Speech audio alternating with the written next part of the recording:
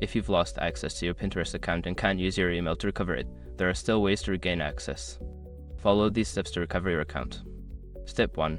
Visit the Pinterest login page. Go to the Pinterest website or open the app. Click on the login button to access the login screen where you can start the recovery process. Step 2. Click on Forgot Password. On the login page, look for the Forgot Password link.